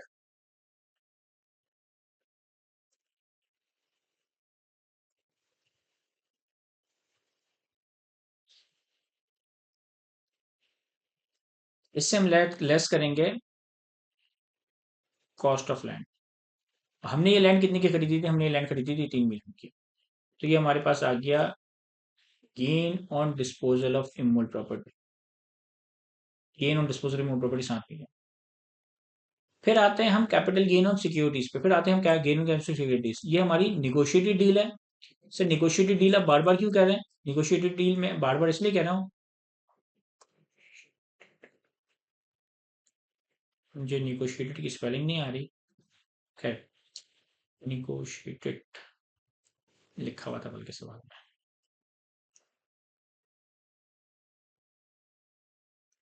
निगोशिएटेड। खैर, तो निगोशिएटेड डील पे मैं फोकस इसलिए कर रहा हूँ क्योंकि जब निगोशिएटेड डील हो, यानी कि मार्केट बेस्ड ट्रांजेक्शन ना हो, तो निगोशिएटेड डील के केस में आप 0.5% वाली ट्रांजेक्शन कॉस्ट की एडजस्टमेंट नहीं लेते। यहाँ पे हमारी दोनों जो डील्स थी, हमने फॉरेन इन्वेस्टर्स को शेयर्स बेचे थे, तो यहाँ पे हम 0.5% वाली एडजस्टमेंट नहीं लेंगे। हमें कंसिडर करेंगे कि जो है ना, हमने निगोशिएटेड डील की है, तो यहाँ पे ट्रांजेक्शन कॉस्ट का फैक्टर नहीं आएगा क्योंकि मार्केट बेस्ड ट्रांजेक्शन नहीं है। अच्छा, अब ये एनसीसीपीएल के थ्रू क्लियर हुआ या नहीं हुआ इसके वाले से कुछ नहीं बताया, लेकिन अगर हम अज्यूम कर लें कि भाई इसकी क्लियरेंस एनसीसीपीएल के थ्रू हुई है, तो फिर ये सिक्योरिटीज के तौर पे सेपरेट ब्लॉक ऑफ इनकम के तौर पे टैक्स होगा। और अगर हम ये अज्यूम कर लें कि एनसीसीपीएल के थ्रू इसकी क्लियरेंस नहीं हुई और हमने एनसीसीपीएल को इन्फॉर्मेशन वगैरह नहीं दी, तो फिर हम इस पे नॉर्मल रेट से कैपिटल गेन कैलकुलेट करेंगे। तो यहाँ पे मैं यहाँ पे अज्यूम कर रहा हूँ कि क्लियरेंस थ्रू एनसीसीपीएल, कि हमने इसकी क्लियरेंस एनसीसीपीएल के थ्रू ही की है, तो इसको हम सेपरेट ब्लॉक में टैक्स करवाएंगे। तो देखें, नंबर ऑफ शेयर्स, थोड़ी मैं यहाँ वर्किंग करता हूँ। हमारे पास 2 लाख शेयर्स थे, हमने अलग अलग बेचे, 1 लाख अलग, 1 लाख अलग। इनकी अगेंस्ट जो हमारी निगोशिएटेड प्राइस है वो कितनी है? इन्होंने कहा है कि हमने 2 लाख शेयर्स खरीदे थे 50 के, 55% शेयर्स थे। 1 लाख शेयर्स बेचे 85 के, और बाकी 1 लाख शेयर्स बेचे 75 के। तो 85 और 75, और इनकी फेयर मार्केट वैल्यू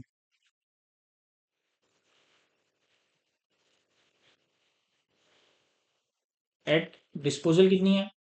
सर जो हमने 1 लाख शेयर्स बेचे थे ना, जो हमने 1 लाख शेयर्स बेचे थे 86 के, इसकी मार्केट वैल्यू थी 80, और जो हमने बाकी 1,75,000 के बेचे थे इसकी मार्केट वैल्यू थी 78, 80 और 78।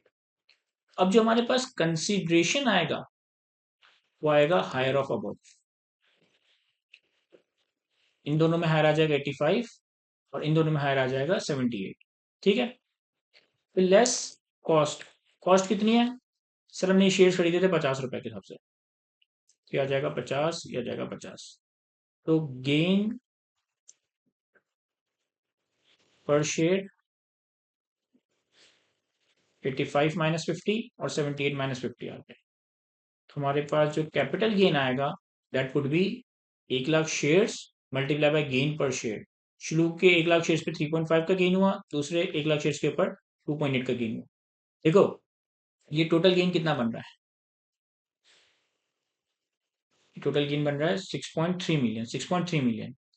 जबकि अदर इनकम में जो गेन शामिल था वो कितना था? 6 मिलियन। क्योंकि ये 6 मिलियन अकाउंटिंग के परस्पेक्टिव से था। मैं समझाता हूँ। अगर 1 लाख शेयर आपने 85 के बेचे और फेयर मार्केट वैल्यू 80 थी, तो कंसिडरेशन टैक्स लॉ के हिसाब से 85 हुई, इतना गेन बना 35 का। इन 1 लाख शेयर्स पे तो अकाउंटिंग गेन और टैक्स गेन बराबर है, इन 1 लाख शेयर्स पे तो अकाउंटिंग गेन और टैक्स गेन बराबर है। लेकिन ये वाले 1 लाख शेयर्स हमने 75 के बेचे जबकि फेयर मार्केट वैल्यू कितनी थी? 78। टैक्स लॉ में गेन 78 के हिसाब से कैलकुलेट हुआ, लेकिन अकाउंटिंग में गेन तो 75 से ही कैलकुलेट हुआ होगा ना। लेकिन यहाँ पे अगर मैं इसको 75 कर दूं ना, तो ये 6 मिलियन बन जाता है। ये 6 मिलियन बन जाता है, क्योंकि अकाउंटिंग में थोड़ी हायर ऑफ वाला रूल है। अकाउंटिंग में तो एक्चुअल प्रोसीड्स को कॉस्ट से कंपेयर किया होगा। तो अगर मैं यहाँ 75 कर दूं तो ये अकाउंटिंग गेन वाला ही नंबर बन जाएगा। लेकिन टैक्स लॉ में हम कंसिडरेशन लेते हैं हायर ऑफ एक्चुअल प्राइस और फेयर मार्केट वैल्यू, तो हमारा टैक्स गेन 6.3 मिलियन बन रहा है। ठीक हो गया। अभी भी इनकम कैलकुलेट नहीं हुई, अभी भी इनकम एक चीज रहती है हमारे पास। इनकम फ्रॉम अदर सोर्सेज की भी एक इनकम है। कौन सी? Sir share of income of AOP, share of income of AOP. इन्होंने हमें अदर इन्फॉर्मेशन बताया था कि ये तो रिकॉर्डेड ही नहीं है। 12.5 लाख रुपए का share of income from AOP है, इसे मैं अदर सोर्सेज में दिखा देता हूँ। अब मेरे ख्याल है कि मैं सारी इनकम्स को अकाउंट फॉर कर चुका, लेकिन एक दफा मैं सवाल को गो थ्रू कर लेता हूँ। देखो एक्सपोर्ट सेल्स थी, फिर डिस्काउंटेड सेल्स थी, फिर ये opening closing stock, depreciation, with holding tax. इस पे हमारा इमोल प्रॉपर्टी का कैपिटल गेन आया था, इसे हमने देख लिया। इसको अमोर्टाइज कर दिया, इसको डेप्रिशिएट कर दिया, ये डिसअलाउ कर दिया। ये हमारा टैक्स गेन ऑन डिस्पोजल था, ये हमारी नोशनल इनकम है। ये हमारा कैपिटल गेन ऑन सिक्योरिटीज था, इसे भी अकाउंट फॉर कर लिया। ये हमारी यूपी की इनकम थी, टैक्स डेप्रिसिएशन ले चुके हैं, विदहोल्डिंग टैक्स को आखिर में कंसिडर करेंगे, ब्रॉड फॉरवर्ड लॉसेस को देख चुके हैं। ये हमारे पास फाइनली टोटल इनकम और टैक्सेबल इनकम आ गई।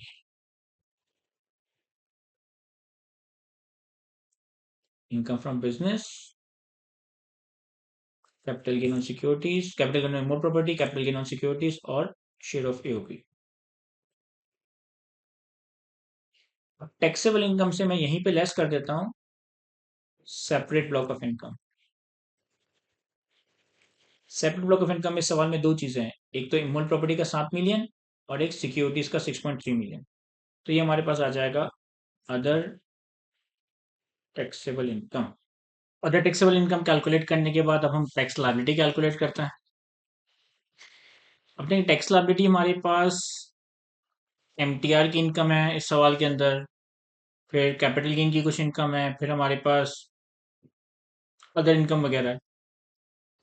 तो सबसे पहले अगर हम tax on MTR income that is exports, इस पे कैलकुलेट करें, तो ये हमारे पास आएगा higher of two things. Number one, tax on net income at 29% और withholding tax under section 154 at 1%। अब देखिए जो हमने अदर टैक्सेबल इनकम कैलकुलेट की है 15.47 मिलियन की, इसमें हमारे पास एक्सपोर्ट सेल्स था 3 मिलियन, लोकल सेल्स थी 19 मिलियन, अदर इनकम थी ये, और फिर इससे लॉसेस वगैरह एडजस्ट करने के बाद इनकम फ्रॉम बिजनेस इतनी बन रही थी। तो एक्सपोर्ट सेल्स की नेट इनकम कितनी है? 3075। या हम इसको थोड़ा सा यूं भी वर्कआउट कर सकते हैं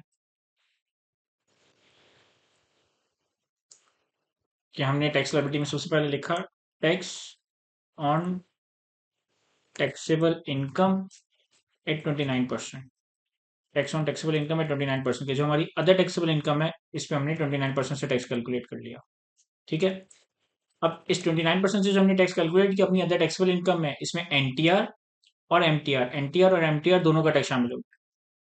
फिर जो एमटीआर की इनकम है उस पर हम सेपरेटली वर्कआउट करेंगे। किस तरीके से कि with holding tax under section 154 1%, हमारी जो एक्सपोर्ट की प्रोसीड्स थी ये ख्याल 30 मिलियन थी, 30 मिलियन का 1%, 30 मिलियन का 1%। और इस विदहोल्डिंग टैक्स से मैं ये देखूं कि हमारा विदहोल्डिंग टैक्स हमारा टैक्स ऑन नेट इनकम से कितना ज्यादा है। हमने क्या करा कि टैक्सेबल इनकम पे पहले 29% कैलकुलेट किया, विदहोल्डिंग टैक्स लिया 30 मिलियन का 1%, अब टैक्स ऑन नेट इनकम है 29%। एक्सपोर्ट्स की जो हमारी नेट इनकम थी दैट वाज 3.75240, 3075240 का अगर हम 29% लें तो ये आ गया 891। अब एक्सपोर्ट्स के ऊपर विदहोल्डिंग टैक्स के हिसाब से टैक्स बन रहा है 1%, जबकि नेट इनकम का 29% बन रहा है 8,91,000 के करीब। ये 8,91,000 तो ऑलरेडी इसके अंदर शामिल है ना। ठीक है, आपने जो ये अदर टैक्सेबल इनकम ली है इसमें हमारे पास income from business, capital gain, other sources तीनों इनकम है। सेपरेट ब्लॉक इनकम को हटा दिया तो यहाँ पे हमारे पास बेसिकली इनकम फ्रॉम बिजनेस रह गई थी और ये अदर सोर्सेज की इनकम रह गई थी। देखें कितना रहा 15,478, तो 14,228 और ये 1,250, 15,478, ये बेसिकली इनकम फ्रॉम बिजनेस और इनकम फ्रॉम अदर सोर्सेज का टोटल है यहाँ पर। इस पे जब आपने टैक्सेबल इनकम पे 29% से टैक्स कैलकुलेट किया तो एनटीआर, एमटीआर, अदर सोर्सेज सब पे टैक्स कैलकुलेट हो गया। मैंने सिर्फ कंपेयर किया कि क्या विदहोल्डिंग टैक्स नेट इनकम के 29% से ज्यादा तो नहीं आ रहा, तो ये नहीं आ रहा, तो ये जीरो हो गया। फिर हम कैलकुलेट करें tax on separate block of income. अब हमारे पास सिक्योरिटीज और इमोल प्रॉपर्टीज थी। चूंकि इनके रेट्स में फाइनेंस एक्ट 2024 में चेंज आया है कि अगर आप तो इमोल प्रॉपर्टी आपने 30 जून 2024 से पहले खरीदी हो तो ये मल्टीपल रेट्स थे, अगर 30 जून 2024 1 जुलाई 24 के बाद खरीदा हो तो फिर 15% का रेट था। और इसी तरीके से अगर लेट से के सिक्योरिटीज की बात करें तो 1 जुलाई 2024 के बाद ये रेट्स थे। मैं जो आपको सवाल सॉल्व करवा रहा हूँ इसमें हमारे पास डेट्स तो नहीं दी हुई, हमने 2000 X1 X2 इस तरह से किया हुआ है। तो यहाँ पे मैं एक अजम्पशन लिख देता हूँ, assuming capital assets are purchased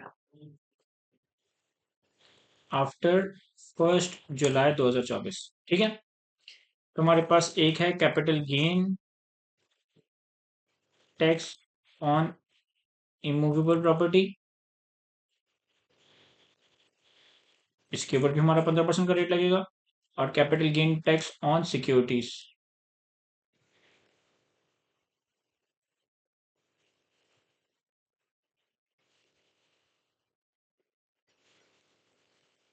तो हमारे पास capital gain on immovable property 7 million, 7 million का 15%, और capital gain on securities 6.3 million, 6.3 million का 15%। तो हमने tax on taxable income MTR का कोई एक्सेस विदहोल्डिंग टैक्स नहीं था और कैपिटल गेन पे टैक्स कैलकुलेट किया, तो ये हमारे पास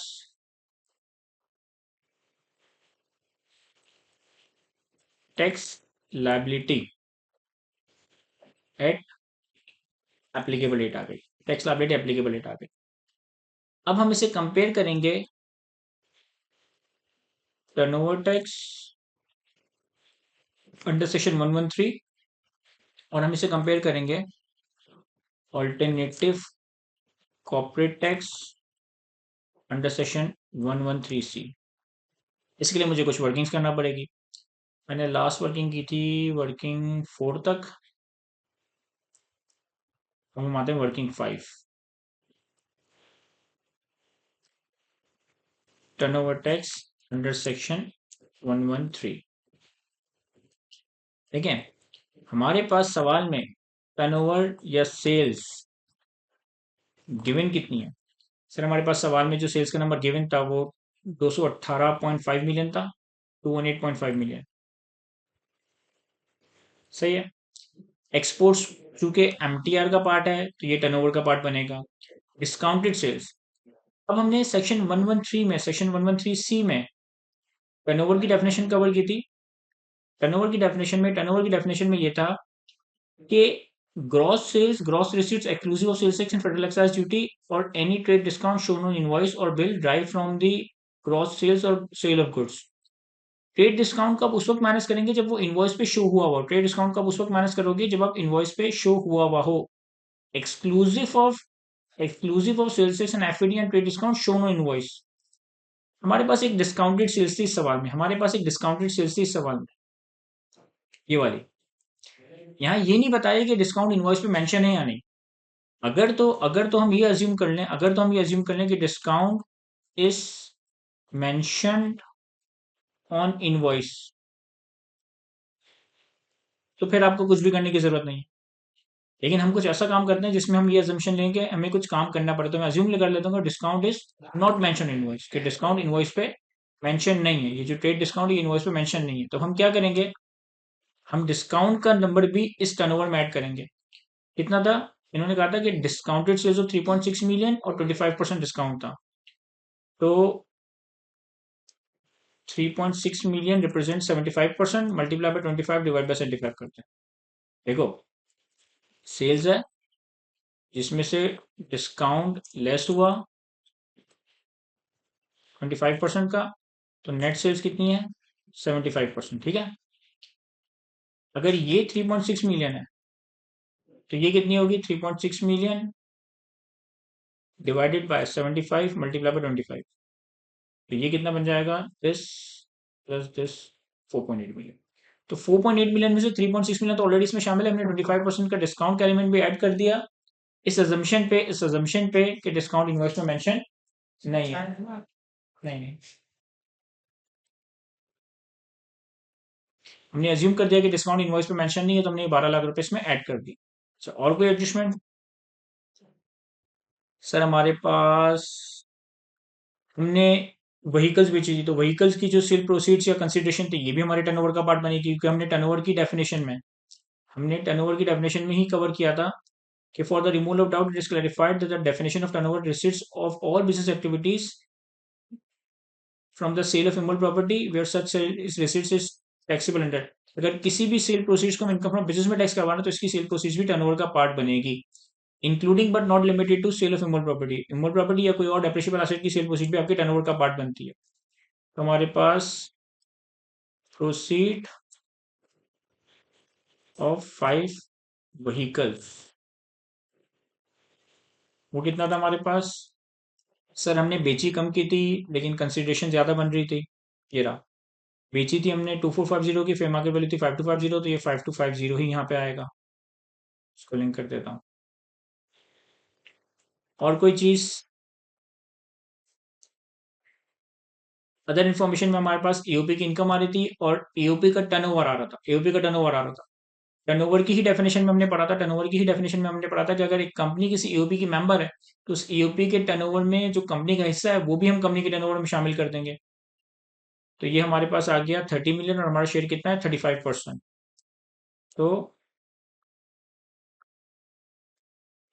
share in turnover of AOP at 35%।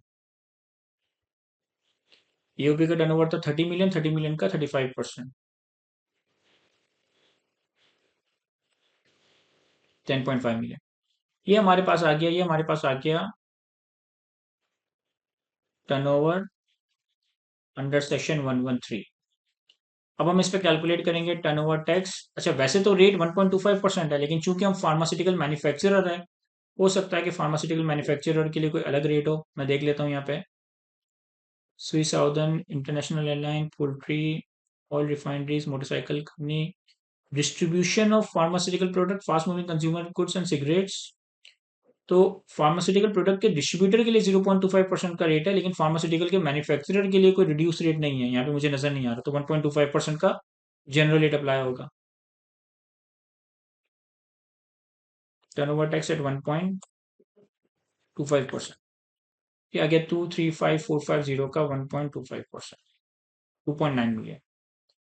हमने tax at applicable rate calculate कर रखा है, इसी में हम ये यहाँ पे प्लॉट कर देंगे। और ये था हमारे पास वर्किंग 5। फिर वर्किंग 6 हम एसीटी की करते हैं, ऑल्टरनेटिव कॉर्पोरेट टैक्स की।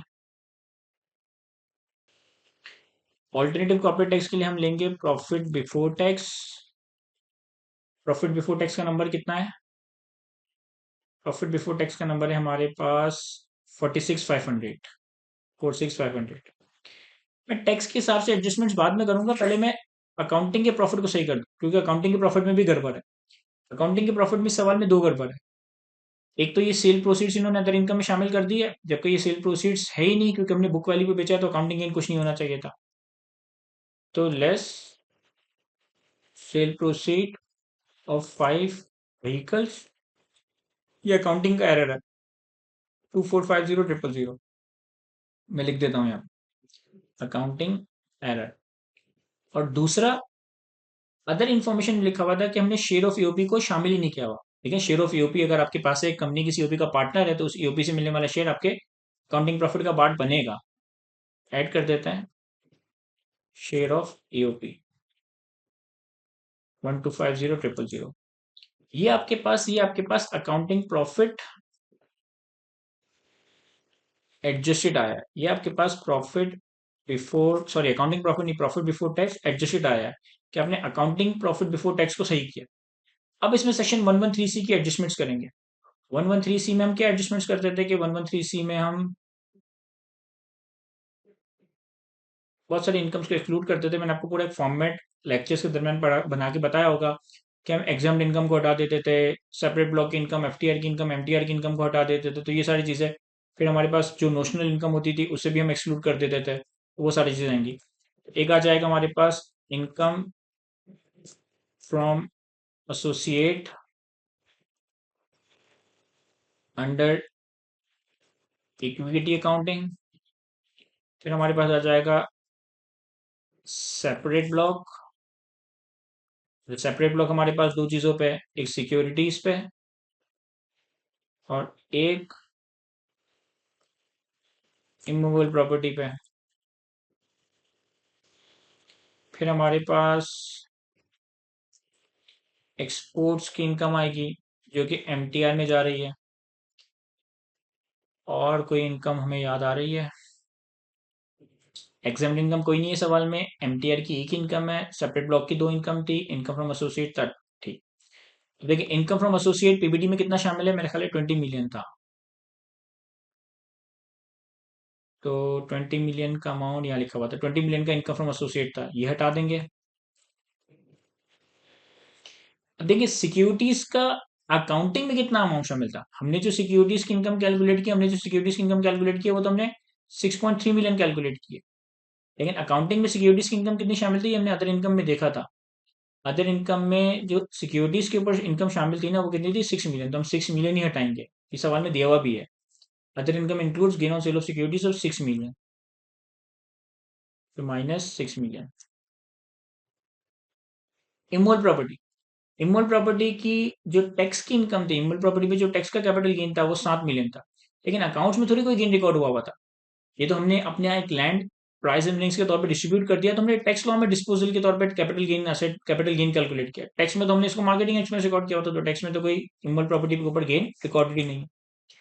अब एक्सपोर्ट्स की इनकम, ठीक है, एक्सपोर्ट्स की इनकम के हवाले से हमने एक्सपोर्ट्स की एक नेट इनकम कैलकुलेट की है। यहाँ पे मैं एक डिस्क्लेमर दे दूं, क्योंकि सवाल फिर बहुत ज्यादा लेंदी होता जा रहा है। ऑब्वियसली जिस टाइम में पूछा गया तो उस टाइम में इतना मुश्किल नहीं था, लेकिन जैसे जैसे वक्त के साथ साथ लॉ में चेंजेस आ गए तो ये सवाल बहुत मुश्किल हो गया है। यहाँ जो मैं एक्सपोर्ट्स की इनकम माइनस कर रहा हूँ ना, वो मैंने as per tax law calculate किया है, जबकि अकाउंटिंग प्रॉफिट में से आपको एक्सपोर्ट्स की अकाउंटिंग इनकम ही माइनस करनी है। अकाउंटिंग प्रॉफिट से एक्सपोर्ट्स की अकाउंटिंग इनकम ही माइनस करनी है। अब हमने जो यहाँ एडजस्टमेंट्स लिए ना, इसमें हमने एक ये मार्जिनल कॉस्टिंग वाली, एब्जॉर्प्शन कॉस्टिंग वाली एडजस्टमेंट ले ली थी, अकाउंटिंग डेप्रिसिएशंस को डिसअलाउ कर दिया था, फिर प्रोडक्शन सॉफ्टवेयर को अमोर्टाइज किया, मतलब बहुत सारी एडजस्टमेंट्स है जो हमने टैक्स लॉस की ली है। तो यहाँ पे अकाउंटिंग की एक्सपोर्ट्स इनकम कैलकुलेट करने के लिए इस तरह की पूरी एक सेपरेट वर्किंग करनी पड़ेगी, कि जिस तरीके से हमने ये पूरी एक वर्किंग की है ना, इस तरीके से हम अकाउंटिंग की एक इनकम कैलकुलेट करें कि एमटीआर में एक्सपोर्ट्स में अकाउंटिंग की एक्सपोर्ट्स इनकम कितनी बन रही है। वो पिछली सवाल पे बहुत लेंदी हो जाएगा, लेकिन इससे कोई इतना मेजर इम्पैक्ट हमारे अल्टीमेट सोल्यूशन पे नहीं पड़ेगा, क्योंकि आपका 17% of accounting income lower side पे ही आएगा। ये हमारे पास आ गया accounting income under section 113C। यहाँ पे मैं डिस्क्लेमर दे देता हूँ, this is not calculated as per accounts, क्योंकि उसके लिए थोड़ी एक सेपरेट वर्किंग करनी पड़ेगी। जिस तरह से आपने अपॉर्चमेंट की उस तरीके से अकाउंट्स में एक्सपोर्ट्स की नेट इनकम कैलकुलेट करनी पड़ेगी। ऑब्वियसली ये वक्त के साथ साथ लॉ चेंज होने की वजह से इतना मुश्किल हो गया। अब फिर हमारे पास आ जाएगा एसीटी एट 17%, इसका 17% आप लेंगे तो ये आ रहा है 2.75 मिलियन। मैं इस पर इतना टाइम इसलिए नहीं लगा रहा क्योंकि मुझे पता है कि हमारी एप्लीकेबल लायबिलिटी 6.4 मिलियन बन रही है, जो हमने टैक्स एप्लीकेबल रेट कैलकुलेट करा है, और यही हायर साइड पे आएगा। इसलिए मैं बिल्कुल 100% एक्यूरेसी नहीं कर पा रहा यहाँ पे, कंसिडरिंग टाइम लिमिटेशन, क्योंकि अभी इस सवाल में और भी बहुत सारी चीजें हैं। इन सब का हायर ये हमारी आ जाएगी टैक्स लायबिलिटी, ये हमारी आ जाएगी टैक्स लायबिलिटी। अच्छा, सुपर टैक्स का कॉन्सेप्ट यहाँ पे रेलिवेंट नहीं है, क्योंकि हमारी इनकम काफी कम आ रही है, 15 मिलियन के करीब, तो 150 मिलियन से ज्यादा भी सुपर टैक्स लगता है, तो सुपर टैक्स यहाँ पे फिलहाल रेलिवेंट नहीं है। टैक्स लायबिलिटी से हम लेस करेंगे withholding tax and advance tax. इन्होंने सवाल में फर्दर इन्फॉर्मेशन में बहुत सारे विद होल्डिंग टैक्सेस का डाटा दिया है। एक था हमारे पास tax paid under section 147 1 million,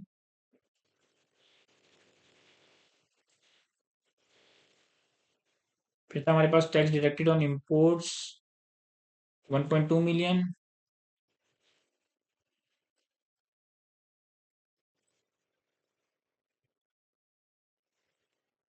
फिर था हमारे पास टैक्स डिडक्टेड अंडर सेक्शन 153 1050,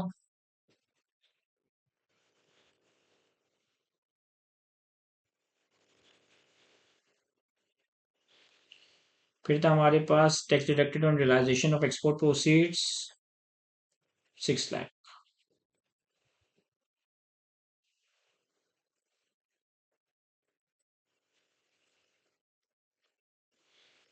एक दफा सवाल में देख लो कोई और विदहोल्डिंग का डाटा तो नहीं था, लेकिन 30 मिलियन की एक्सपोर्ट प्रोसीड पर 2% से विदहोल्डिंग हुई होगी 6 लाख, वो यहाँ पे गिवन था। डिस्काउंटेड सेल्स की अलग से कोई विदहोल्डिंग नहीं है इसमें। अच्छा, यहाँ जो विदहोल्डिंग टैक्स आ रहा है ये हमारा विदहोल्डिंग टैक्स नहीं है, हमने किसी और का विदहोल्डिंग टैक्स डिडक्ट किया था। फिर हमारे पास और तो कोई विदहोल्डिंग टैक्स का मेरे ख्याल डेटा नहीं है, तो ये हमारे पास टैक्स पेबल का नंबर आ जाएगा।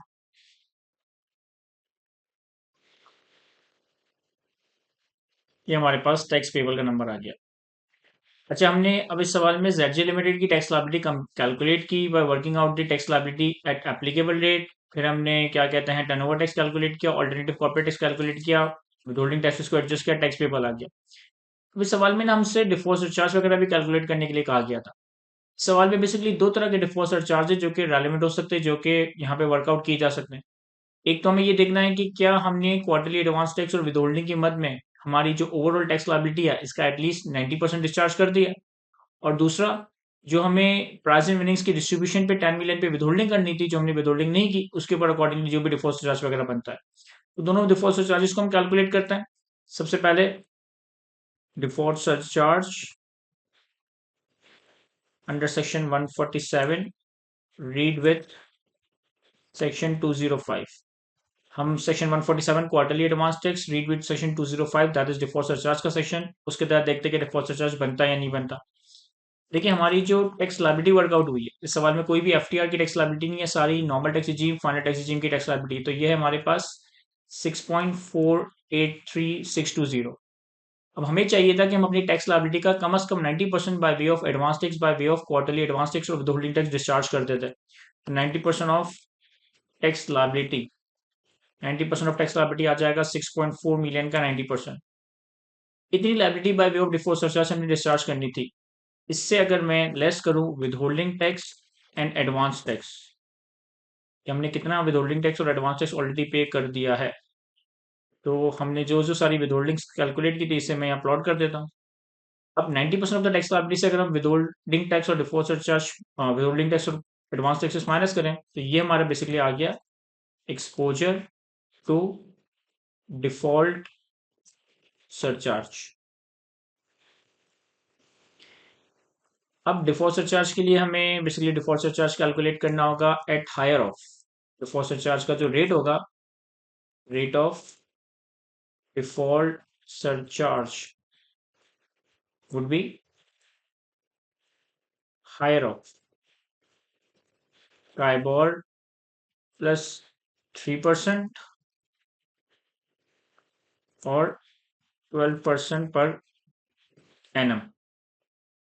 सर ये बातें हमने क्वार्टरली एडवांस टैक्स के चैप्टर में कवर की थी कि डिफॉल्ट चार्ज कैलकुलेट करने के लिए जो आपका रेट ऑफ डिफॉल्ट चार्ज होगा वो हायर ऑफ 12% पर एनम और काइबोर प्लस 3% होगा। और काइबोर जो है वो बेसिकली हर क्वार्टर के पहले दिन जो भी काइबोर होगा उस क्वार्टर का जो डिफॉल्ट चार्ज है वो उस रेलिवेंट डेट से कैलकुलेट किया जाएगा। देखिए अगर हम यहाँ पे नंबर ऑफ डेज की बात करें, नंबर ऑफ डिफॉल्ट डेज,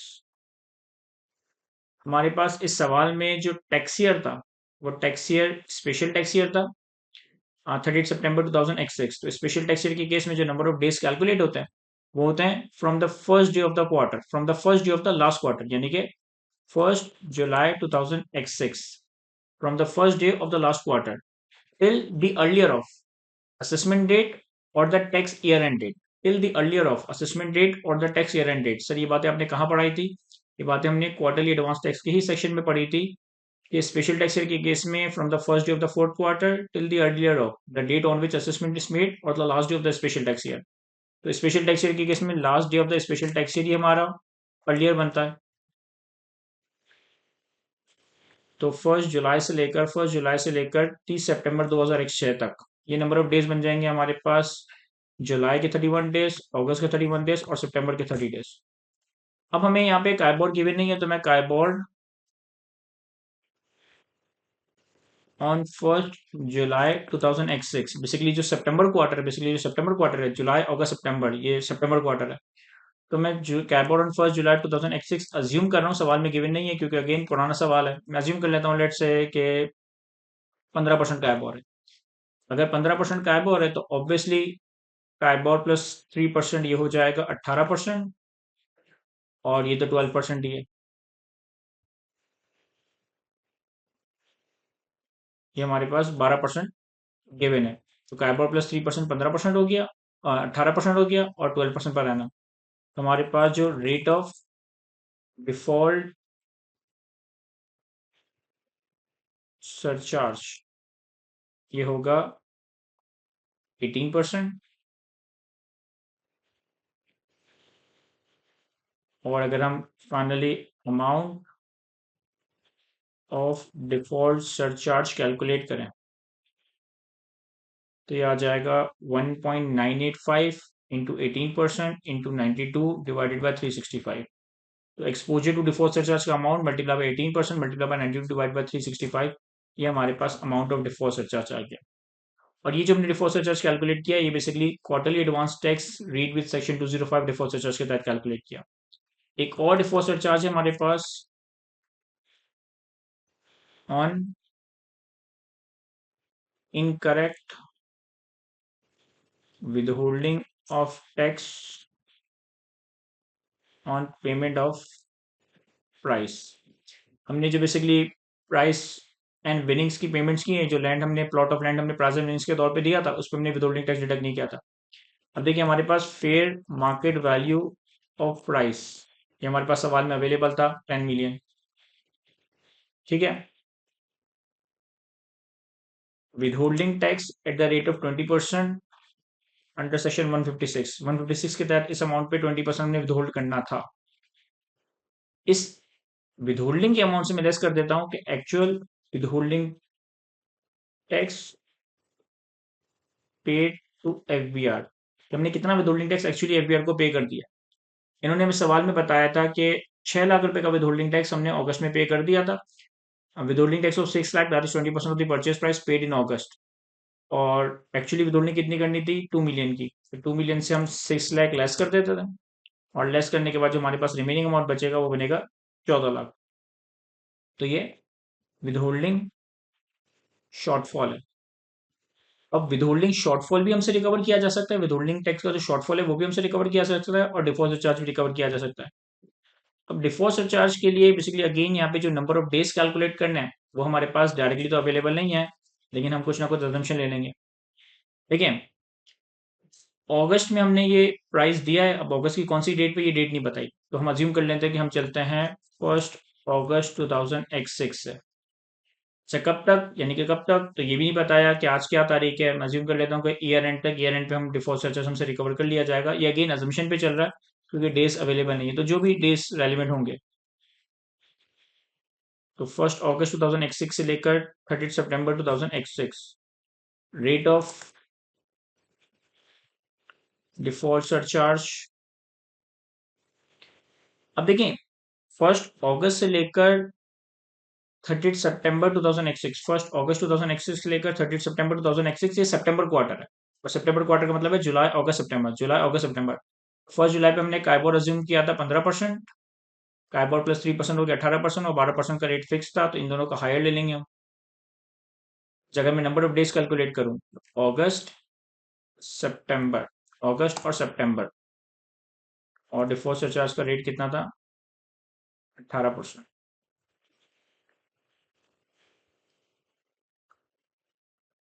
और अगर यहाँ पे amount of default surcharge calculate करें, तो 1.4 million into 18% into 61 divided by 365। यहाँ पे मैंने अज्यूम किया कि मैं ईयर एंड तक डिफॉल्ट सरचार्ज कैलकुलेट कर रहा हूँ, आप कोई और एडमिशन भी ले सकते हैं। अब देखें, क्वार्टरली एडवांस टैक्स का डिफॉल्ट सरचार्ज कमीशन हमसे रिकवर करेगा तो हम पे करेंगे, खुद से वॉलंटरली पे नहीं करेंगे। विद होल्डिंग टैक्स कमीशन हमसे रिकवर करे तो वो रिकवर करना कर सकता है, क्योंकि हमने प्रॉपर विद होल्डिंग नहीं की। और ये डिफॉल्ट चार्ज कमीशन हमसे रिकवर करना ही चाहता है तो रिकवर कर सकता है। तो यहाँ तक ऑफिशियली हमारा ये सवाल कंप्लीट हुआ जाता है। हमने सारी इनकम कैलकुलेट की, टैक्स लायबिलिटी कैलकुलेट की, जो रेलेवेंट डिफॉल्ट चार्ज थे वो भी कैलकुलेट किया। अच्छा, एक और चीज, इस सवाल में हमें कहा गया था, इस सवाल में हमें कहा गया था कि आपने अपनी वर्किंग प्रॉफिट बिफोर टैक्स से स्टार्ट करनी है, लेकिन चूंकि इस सवाल में एक्सपेंसेस की अपॉर्चुमेंट वगैरह थी, तो मैंने जो अपनी वर्किंग है वो प्रॉफिट बिफोर टैक्स के नंबर से नहीं बल्कि सेल्स के नंबर से स्टार्ट की। लेकिन क्या ऐसा पॉसिबल है कि मैं प्रॉफिट बिफोर टैक्स के नंबर से भी ये वर्किंग कर सकूं? हम थोड़ा सा ट्राई करने की कोशिश करते हैं। मैं पहले तो क्या करता हूँ कि इन सेल्स को यहाँ कॉपी कर लेता हूँ। तो देखिए, व्हाट इफ कि हम यही वर्किंग अगर प्रॉफिट बिफोर टैक्स से करना चाहते हैं, तो हम क्या करते हैं, हम प्रॉफिट बिफोर टैक्स का नंबर लेते हैं सबसे पहले, और प्रॉफिट बिफोर टैक्स का जो नंबर हमारे पास सवाल में गिवन है वो कितना है, 218 था मेरे ख्याल में, नहीं, 46500, 46500,000। अब इस प्रॉफिट बिफोर टैक्स में बहुत सारी एडजस्टमेंट्स है जो हमें अकॉर्डिंगली मैनेज करनी होगी। उन एडजस्टमेंट्स को शॉर्टकट हमने ऑलरेडी यहाँ किया हुआ है, इससे भी देख सकते हैं, अदरवाइज हम वन बाय वन कर लेते हैं अकाउंट फॉर। वैल्यू वाली एडजस्टमेंट में कोई एडजस्टमेंट नहीं थी, डिस्काउंटेड सेल्स में कोई एडजस्टमेंट नहीं थी, ओपनिंग क्लोजिंग स्टॉक में एक एडजस्टमेंट थी। तो हम accounting depreciation, cost of sales में जो हमारे पास अकाउंटिंग डेप्रिसिएशन था, इसे ऐड कर देंगे, और लेस कर देंगे, सॉरी, और फिर ऐड कर देंगे cost of sales absorption, sorry, marginal costing, और लेस कर देंगे cost of sales absorption costing. देखो, मैं क्या कर रहा हूँ कि जो वर्किंग थी उसे पीबीटी से करने की कोशिश कर रहा हूँ। पहले प्रॉफिट बिफोर टैक्स का नंबर लिया, इन दोनों में कोई एडजस्टमेंट नहीं थी जो हमारी वर्किंग के अंदर इनकॉर्पोरेट हो, और हमने की भी नहीं है। कॉस्ट ऑफ सेल्स में कुछ एडजस्टमेंट्स थी, एक तो 2210 का अकाउंटिंग डेप्रिसिएशन था जो कि पीबीटी में अलाउ नहीं होगा, टैक्सेबल इनकम कैलकुलेट करने के लिए इसे ऐड कर दें। मार्जिनल कॉस्टिंग का आपने cost of sales calculate, marginal costing का आपने कॉस्ट ऑफ सेल्स नेट किया था, नेट ऑफ डेप्रिसिएशन, ये भी डिसअलाउ कर दें। एब्जॉर्प्शन कॉस्टिंग का कॉस्ट ऑफ सेल्स आपने कैलकुलेट किया था, इसे आप लेस कर दें। सही है। फिर हमारे पास एक विदहोल्डिंग टैक्स का अमाउंट था, ये भी डिसअलाउ हो जाएगा। Withholding tax recoverable from price winner, ये कितना था, 6 लाख। ये हमारा एक्सपेंस ही नहीं है।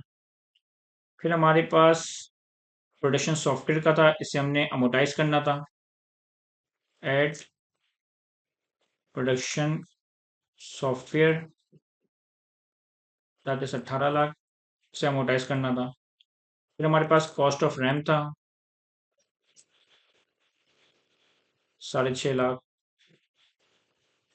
फिर हमारे पास दोबारा एडमिन में अकाउंटिंग डेप्रिसिएशन था, 19,80,000।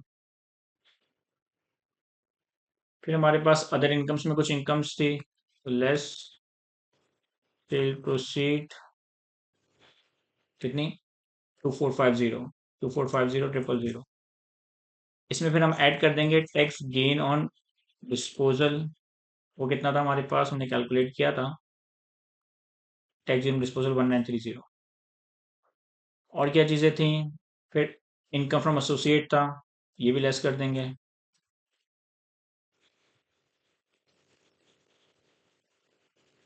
$20 million।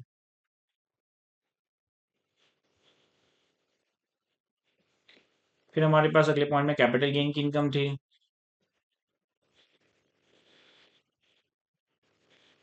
6 million। जब सवाल पूरा सॉल्व करेंगे ना, नंबर्स याद हो गए तो मैं तेजी से सॉल्व कर रहा हूँ। ये रिकॉर्डेड ही नहीं था और विदहोल्डिंग वगैरह का डेटा था। तो यहाँ तक हमारे पास इनकम फ्रॉम बिजनेस नहीं, ये इनकम फ्रॉम बिजनेस नहीं है, क्योंकि अदर इनकम में कुछ और भी 8,30,000 की इनकम थी ना जो शामिल थी। कहाँ गया वो, ये रहा 8,30,000, ये भी एक्सक्लूड कर देंगे। Less other income 830। तो जो जो एडजस्टमेंट मैं आपको एक्सप्लेन कर चुका हूँ उसे मैंने पीवीटी में एडलेस कर दिया। ये हमारे पास इनकम आ गई 26,770। अच्छा, अगर आप गौर करें तो 26,700 की ही इनकम यहाँ भी हमारे पास टोटलिटी बेसिस पे बन रही थी, बस ये सेग्रीगेट हुआ था। अब की बार हम अगर वन कॉलम में वर्किंग करें तो हमारे पास ये सेग्रीगेट नहीं हुआ। इससे हम लेस कर दें टैक्स अमोर्टाइजेशन, इससे हम लेस कर दें tax depreciation.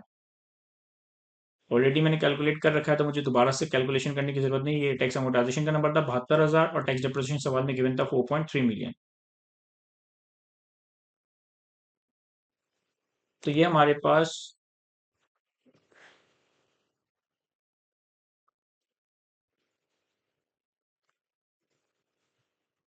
Export sales and local sales की नेट इनकम आ गई। ठीक है, एक्सपोर्ट सेल्स और लोकल सेल्स की नेट इनकम आ गई 22.398 मिलियन, 22.398 मिलियन। तो इसे एक्सपोर्ट सेल्स और लोकल सेल्स में अलोकेट करना है, एक्सपोर्ट सेल्स और लोकल सेल्स में अलोकेट करना है। एक्सपोर्ट सेल्स का रेवेन्यू कितना था, 30 मिलियन, तो 30 मिलियन और टोटल रेवेन्यू था 218। तो हम सिंपली क्या करेंगे, 22.398 multiply by 30 million divided by 218.5 और बैलेंसिंग। मैंने क्या करा कि एक्सपोर्ट सेल्स और लोकल सेल्स की जो नेट इनकम थी उसे 30 मिलियन और लोकल सेल्स के रेशियो में डिस्ट्रीब्यूट कर दिया। 22.38 का हमारे पास ब्रेकअप आ गया, 3075 और 19.32, और यही हमने यहाँ भी कैलकुलेट किया था। इस तरह से एक्सप्लेन करना आसान था, तो मैंने आपको वर्किंग करते वक्त एक्सप्लेन करते वक्त किस तरीके से वर्किंग की, लेकिन सवाल की रिक्वायरमेंट के हिसाब से इस तरह से भी इसको सॉल्व किया जा सकता है कि हम नेट इनकम कैलकुलेट कर लें, फिर इन दोनों को लोकल और एक्सपोर्ट सेल्स में एलोकेट कर दें। अब आपके पास ये एलोकेशन हो गई। अब आपकी वर्किंग यहाँ से शुरू हो जाएगी कि एक्सपोर्ट सेल्स आपने रखा, लोकल सेल्स आपने रखा, अदर इनकम आपने रखी, फिर इनकम फ्रॉम बिजनेस आ गया, फिर लॉसेस को एडजस्ट किया, एंड सो कैपिटल गेन को अलग रखा, इनकम फ्रॉम अदर सोर्सेस में शेयर ऑफ ईओबी को अलग रखा, और सारी वर्किंग करते गए। तो यहाँ तक हमारा फाइनली ये क्वेश्चन कंप्लीट हो जाता है। आई होप कि मैं सारी चीज़ आपको अच्छे से एक्सप्लेन कर सका हूँ। आज की गुफ्तगू को यहीं तक रखते हैं।